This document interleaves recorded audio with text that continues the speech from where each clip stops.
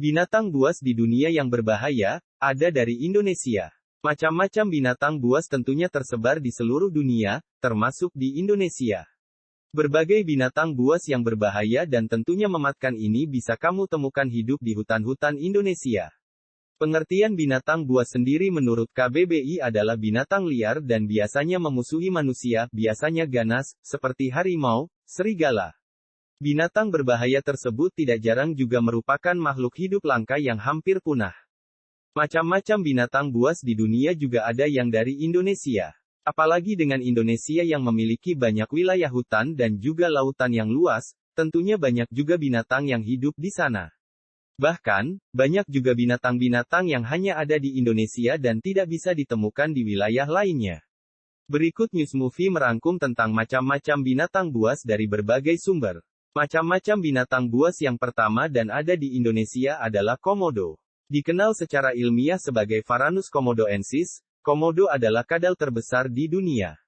Beberapa komodo terbesar berukuran lebih dari 3 meter, 10 kaki panjangnya dan beratnya sekitar 158 kg.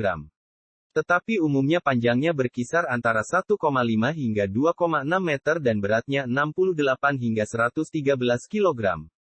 Komodo juga bisa berjalan dengan kecepatan 25 km per jam. Komodo berasal dari Indonesia, khususnya spesies ini dilindungi, karena mereka rentan punah. Tetapi, saat datang untuk melihat komodo, manusia juga harus diberi perlindungan.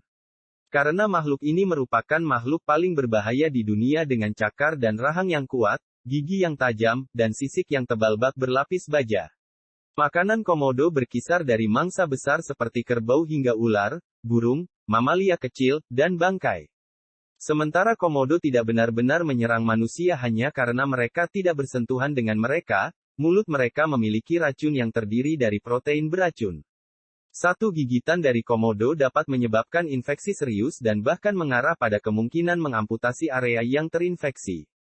Gajah Asia juga termasuk ke dalam macam-macam binatang buas. Secara ilmiah dikenal sebagai Elephas maximus, makhluk besar ini tingginya 3 meter dan beratnya rata-rata 4 ton.